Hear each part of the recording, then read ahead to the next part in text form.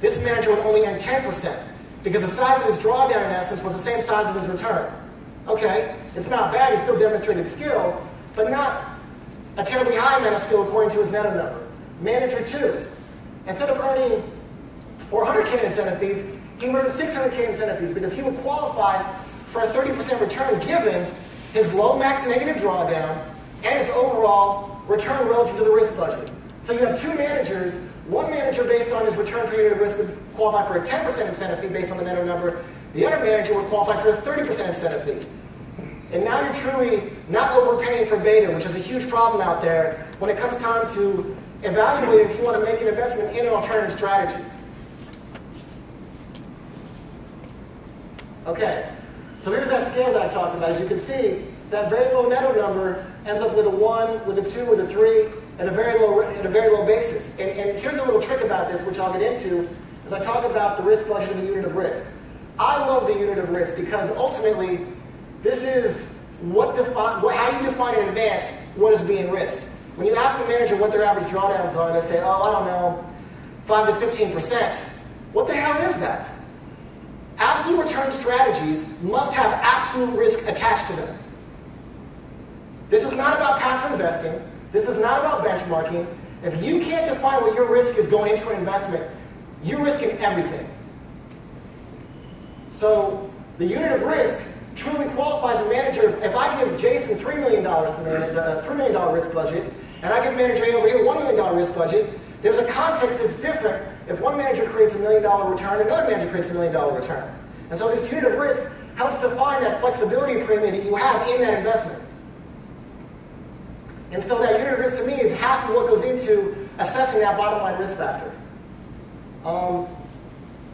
Half of that talks about that. And so here's why that comes into key. When it comes to capacity, you run into a manager that's running $100 million.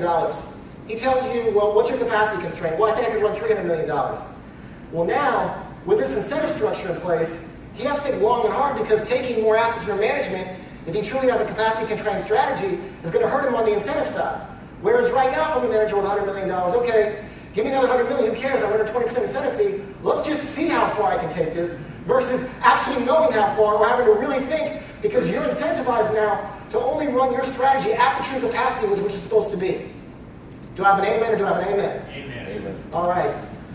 Real quickly, who in here is an allocator by chance? Who does allocations? I see the traders. Excellent. Very good.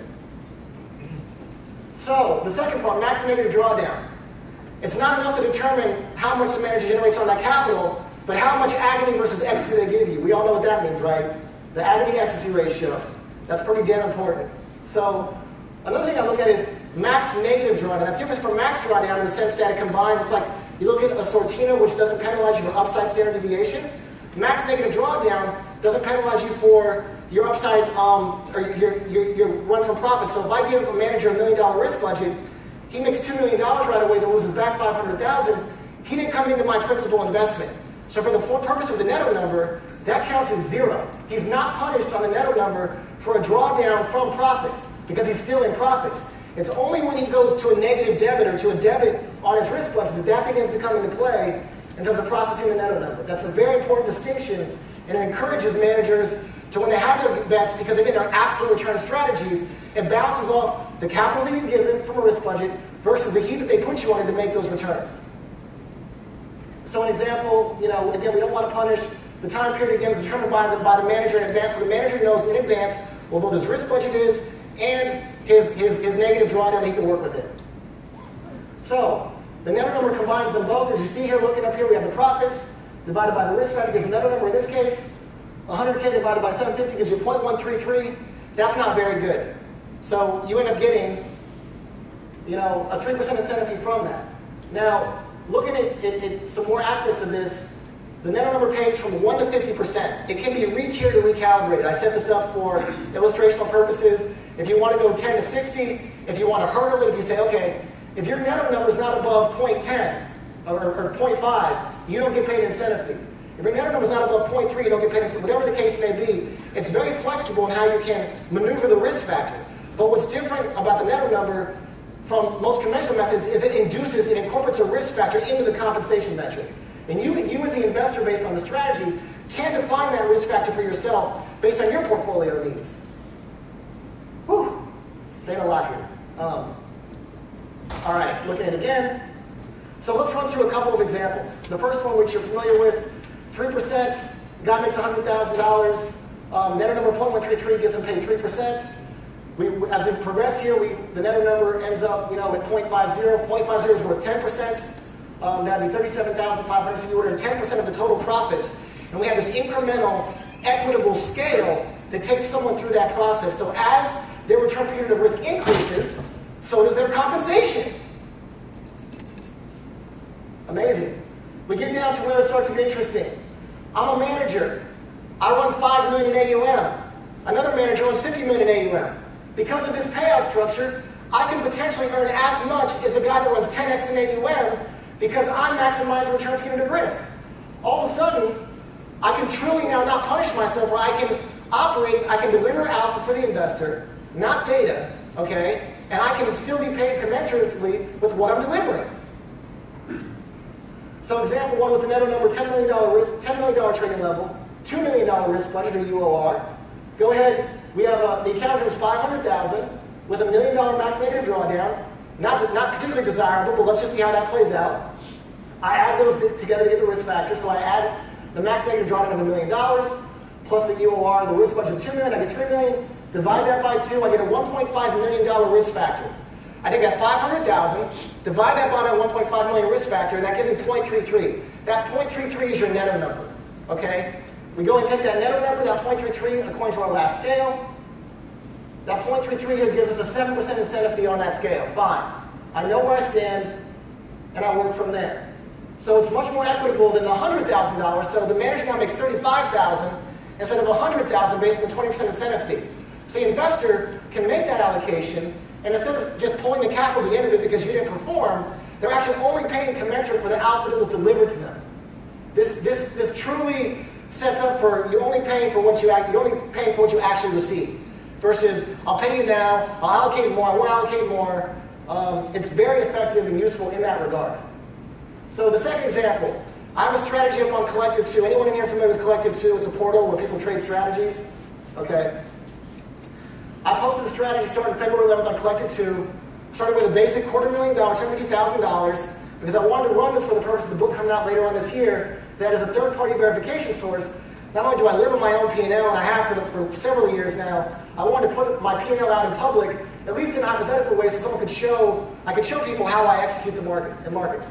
The strategy started with $250,000, and almost 4 months, it's up close to 24% before commissions, 16% after commissions over the last 4 months, and I put a $50,000 risk budget on it. So that gives you a sense of where that's at. Right now, the annual return is projected at 65%. The annual return without commissions is projected at 112%, and max drawdown had 13.6%. The max negative drawdown was about 7% because it's from into profits. So here's how this would play out. I add all these numbers together, and I end up, if we play this out for the rest of the year, I'd have a netto number of 4.84. The account would make $160,000. My incentive fee with a 4.84 netto number would be 50%. The investor would also get 50% of the profits, obviously because it's split at 50-50. So it would be $80,000 return to the investor on a $50,000 risk budget.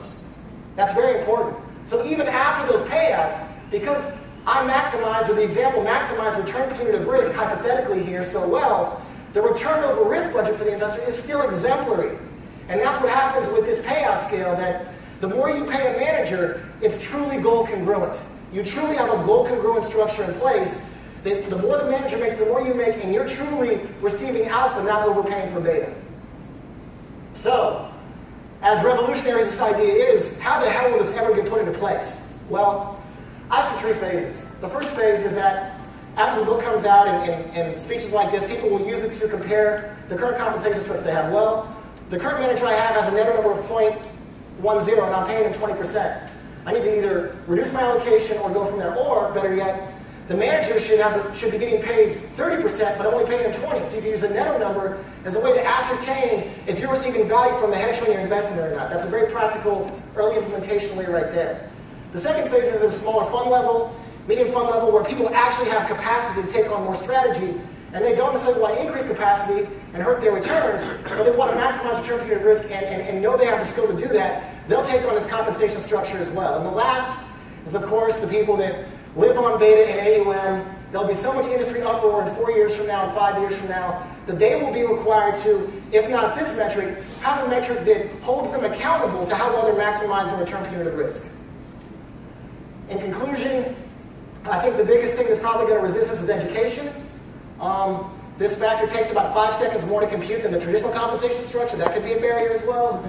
And the paradox is most investors, ironically, may be against paying someone 50%, even if it means them getting a net higher value, and even if it's only retroactive.